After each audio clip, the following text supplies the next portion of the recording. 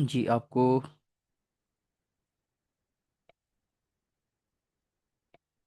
आज का हमारा जो टॉपिक है वो है कि वर्ब के अंदर जो कॉमन मिस्टेक्स होती हैं उसको हमने पढ़ना है। तो मैं इस बुक को निकालता हूँ अभी आपके सामने।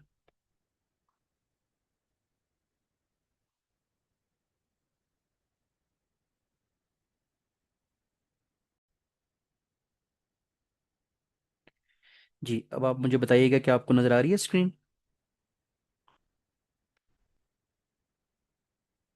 जी एक दफ़ा लास्ट टाइम बताइएगा। वर्ब्स।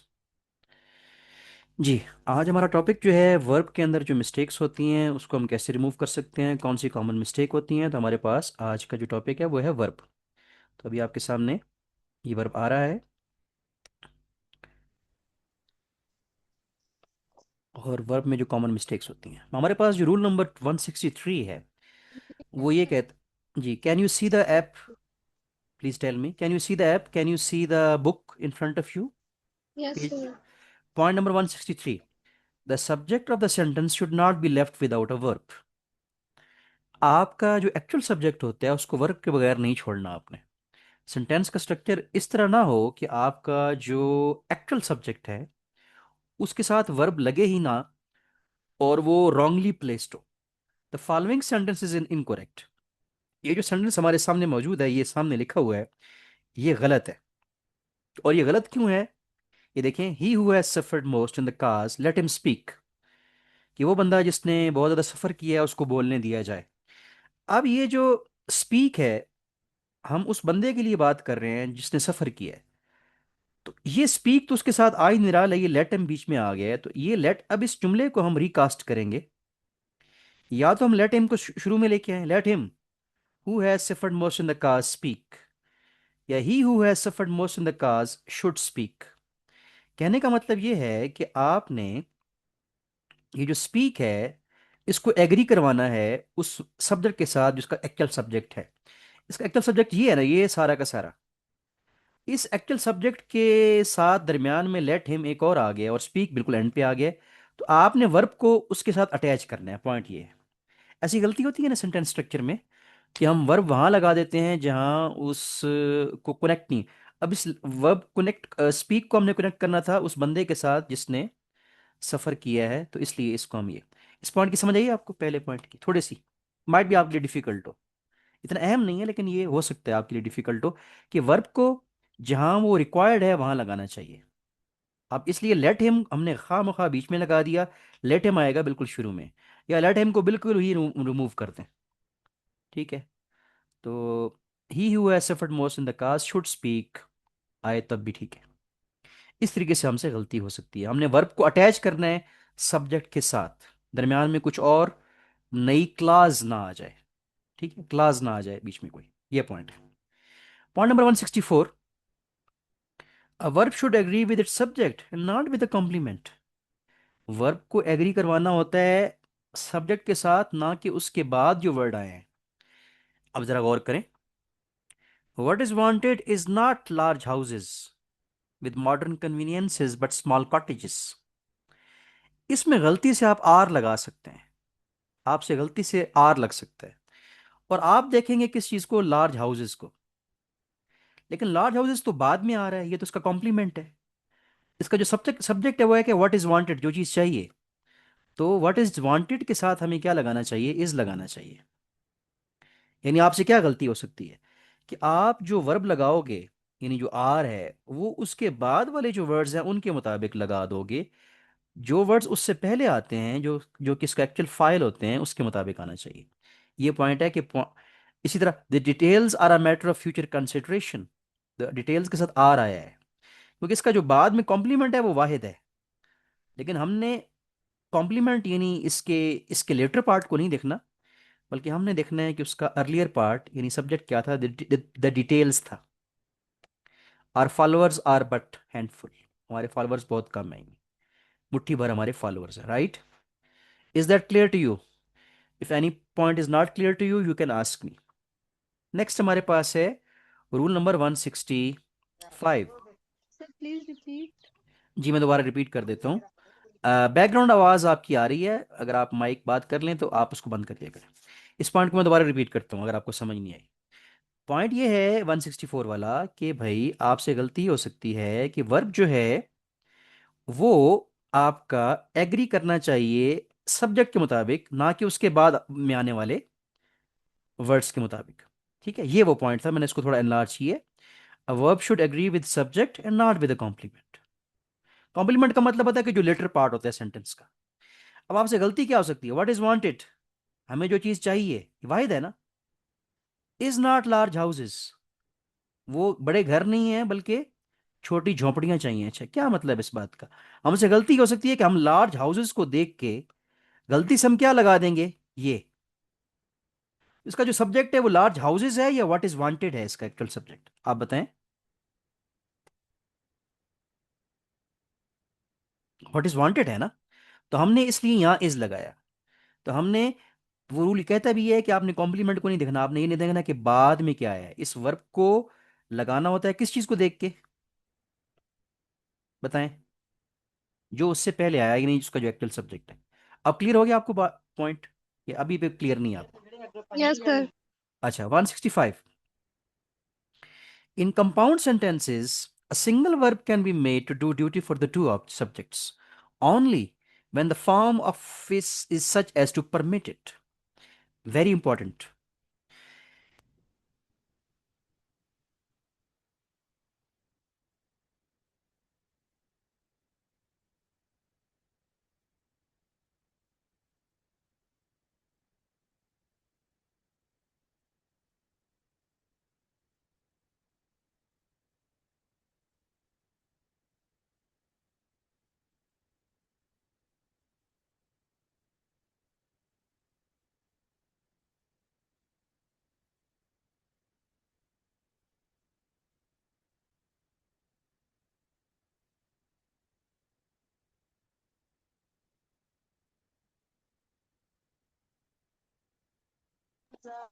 सर, आवाज नहीं आ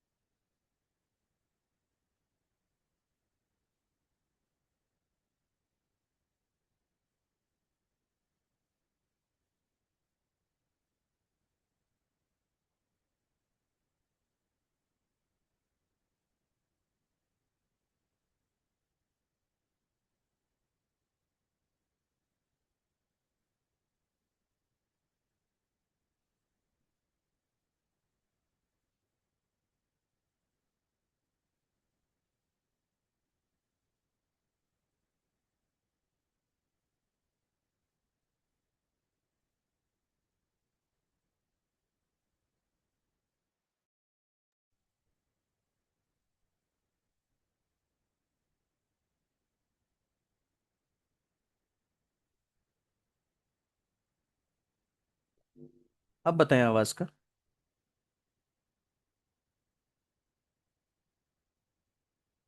अब आ रही होगी, अब शो भी हो रही है आवाज। जी। जी सर, अब आ रही है। अब पास पॉइंट 166 ये है कि two auxiliaries can be used with one principal verb only when the form of principal verb is appropriate to both the auxiliaries। एक वर्ब दो हेल्पिंग वर्ब के साथ इस्तेमाल हो सकता है अगर वो टेंस को कन्वे करे प्रॉपरली। अब जरा गौर करें, हमारे पास वर्ड है हर्ट, ठीक है, हर्ट, कि मैंने ना कभी किसी को हर्ट किया है और ना करूंगा। अब आपको पता है कि हैव के साथ आती है तीसरी फॉर्म, वर्ब की तीसरी फॉर्म आती है ना, और विल के साथ कौन सी फॉर्म आती है? आप लोग बताएंगे मुझे, विल के साथ कौन सी फॉर्म आती है, बताएं ना। Sir first form. First form आती है। अब सर पॉइंट फर्स्ट ये, फॉर्म। फर्स्ट फॉर्म आती है कि, पॉइंट ये है कि हर्ट की तीनों फॉर्म्स एक ही होती हैं, हर्ट हर्ट हर्ट, जैसे कट कट कट होती है, पुट पुट पुट होती है। पॉइंट ये है कि मैंने कभी ना हर्ट किया है और ना कभी करूंगा। जैसे उर्दू में देखिए ना, मैं उर्दू में बोलता हूँ कि मैंने जिंदगी में कभी किसी को हर्ट किया है ना करूंगा, दोबारा मैंने लफ्ज हर्ट इस्तेमाल नहीं किया ना उर्दू में बोलते हुए। तो इंग्लिश में भी हम कह सकते हैं कि I never have hurt anybody and never will. दोबारा हर्ट आना चाहिए, मैं उस हर्ट को मिस कर दिया मैंने।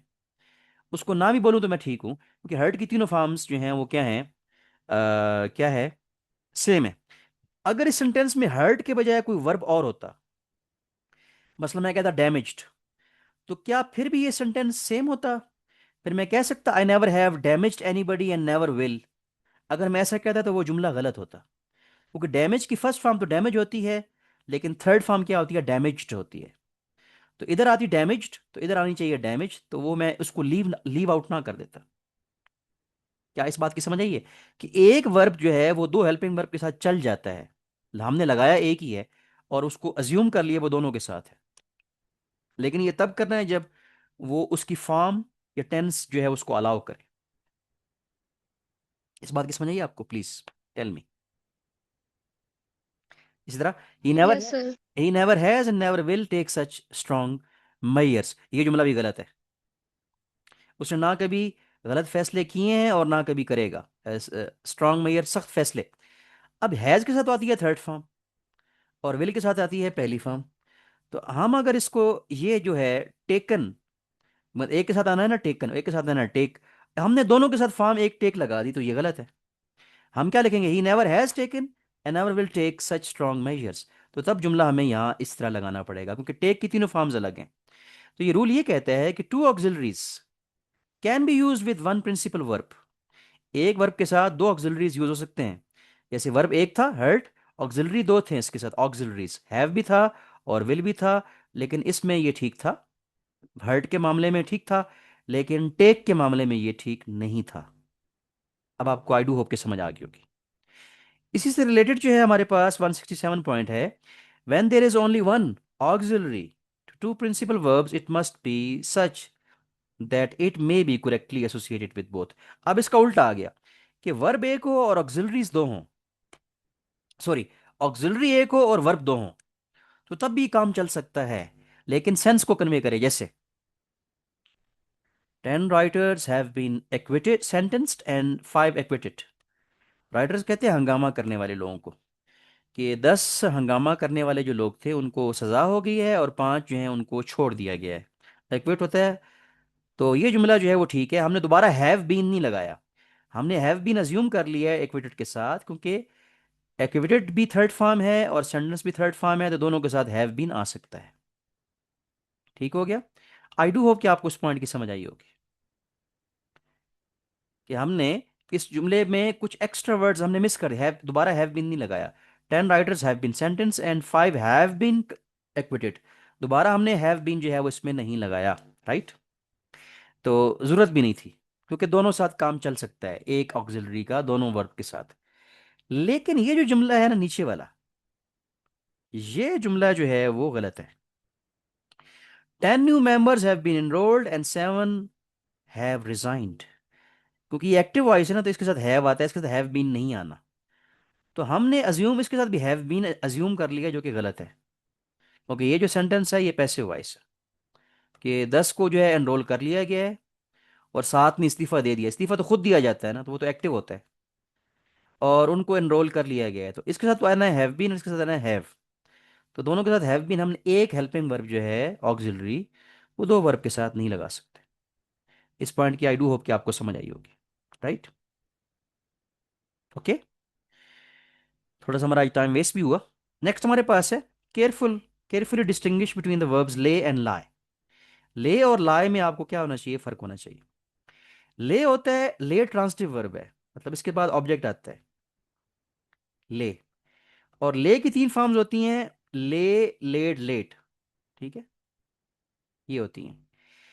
लेकिन लाई की फॉर्म होती हैं लाई, ले, लेन। अब ये थोड़ा सा आपके लिए डिफिकल्ट होगा कि देखें हमारे पास एक जो ले होता है वो तो ये है कि वो वर्ब लाई की सेकंड फॉर्म है, और बजाते खुद एक ले जो है वो सेकंड वर्ड है, जो कि एक सेपरेट वर्ड है। तो ले का मतलब होता है लिटाना, जैसे lay the child down to the sleep, I let the book on the table. ठीक है, तो ये जुमले जो हैं वो ठीक है। ले की सेकंड फॉर्म लेड आ गई, द हैन ले हैज लेड 10 eggs। लेकिन जो लाए की तीन फॉर्म्स होती हैं वो ये होती हैं लाए, ले, लेन। अब आपसे गलती क्या हो सकती है, लाए, ले, लेन, तो इधर भी ले आ गया, लेकिन ये जो ले वाला ले है ये लाए की सेकंड फॉर्म है। और ले बजाते खुद जो है एक फर्स्ट फॉर्म भी है, जिसकी सेकंड फॉर्म लेड और लेड है। और ये ट्रांजिटिव है, इन इसके बाद ऑब्जेक्ट आएगा। और ये इंट्रांजिटिव है, इसके बाद जो है वो ऑब्जेक्ट नहीं आएगा।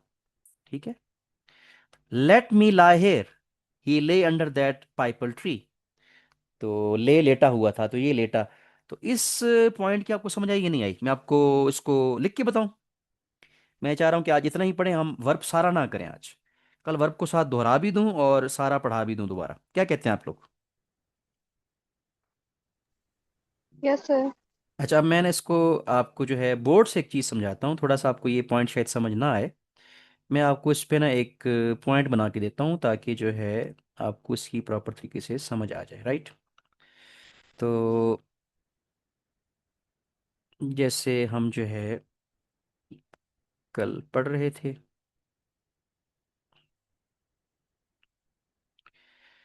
तो बोर्ड आपके साथ शेयर हो रहा है ना अभी, बोर्ड नज़र आया आपको। राइट।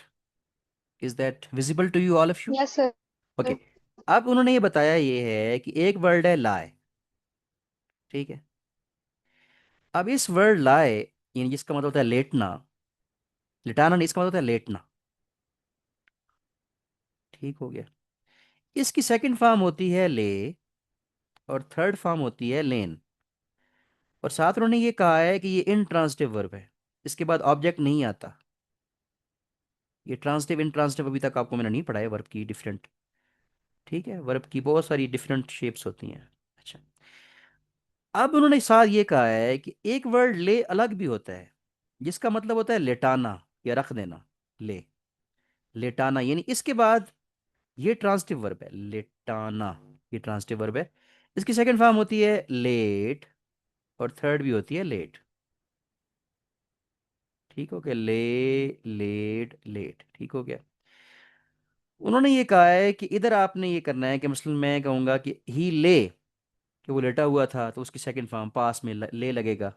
और लाए, इसकी जो है वो फर्स्ट फॉर्म होगी। और ले होता है लिटाना, तो ही लेड द चाइल्ड, उसने बच्चे को लिटा दिया, like he laid the child. तो ये ये क्योंकि ये ट्रांसिटिव वर्ब होता है। थोड़ी सी आपको मैं एक चीज़ समझाता हूँ, फिर आपको ये ज़्यादा समझ आ जाएगी। देखिए मैं जब था ना एफएससी में पढ़ता था, मैंने एक दिन अपने सर से पूछा कि सर ये लफ्ज़ फाउंडेड क्या होता है। ठीक है ना, मैंने कहा ये फाउंडेड तो लफ्ज़ होता ही नहीं है ना, कि पाकिस्तान वाज फाउंडेड इन 1947, ये हमारी बुक में लिखा हुआ था। मैंने सर को ये कहा कि सर ये लफ्ज़ फाउंडेड तो होता ही कोई नहीं है। उन्होंने कहा कैसे। मैंने कहा सर देखिए, फाइंड की सेकंड फॉर्म फाउंड होती है, थर्ड भी फाउंड होती है। तो सर ने मुझे समझाया, मुझे याद है अच्छी तरीके से, कि उन्होंने बताया कि फाइंड एक लफ्ज़ है ना, फाइंड, उसकी सेकंड फॉर्म होती है फाउंड, ढूंढना। थर्ड फॉर्म भी होती है फाउंड, ऐसे ही होते हैं ना। फिर उन्होंने मुझे समझाया कि ये जो फाउंड है ना, एक तो ये फाइंड की सेकंड फॉर्म है, और फाउंड बजाते खुद भी एक अलग से लफ्ज़ है, जिसका मतलब होता है बुनियाद रखना। और इस फाउंड की सेकंड फॉर्म क्या है, क्या आप लोग बताएं, बताएं ना। Found it. फिर मुझे समझ, ठीक है ना, फाउंडेड। फिर मुझे समझ आई इस बात की कि वाकई कि ये पाकिस्तान वाज फाउंडेड, ये पाकिस्तान की बुनियाद रखी गई, वो ये ठीक है सेंटेंस। वो जो फाउंडेड था वो फाउंड की सेकंड फॉर्म थी, और एक फाउंड जो होता है वो बजाते खुद फाइंड की सेकंड फॉर्म है। तो अब ये मसला, इसकी तरफ वापस आते हैं, ये बहुत गलती होती है और ये आ भी सकता है, ये बहुत अहम है। मुझे लगता है कि एक दो दफ़ा या तो ये नम्स या एमडी कैट में आया भी है। आप लोग ना नम्स का भी टेस्ट दीजिएगा, जो आर्मी वाले स्कूल होते हैं ना, नम्स का।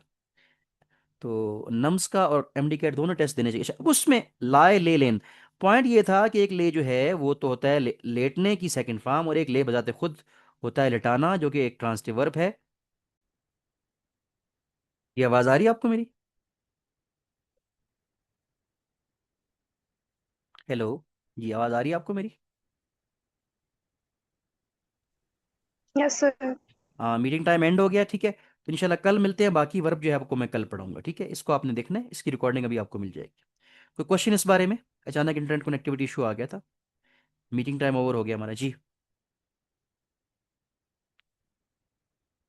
मैं शेयर क्या कर रहा था आपसे, वो तो हम्म, ये रिकॉर्डिंग भी खत्म हो गई, ठीक है। तो बाकी इंशाल्लाह हम कल पढ़ेंगे, राइट। वर्ब जो आधा रह गया वो हम कल पढ़ेंगे, ओके।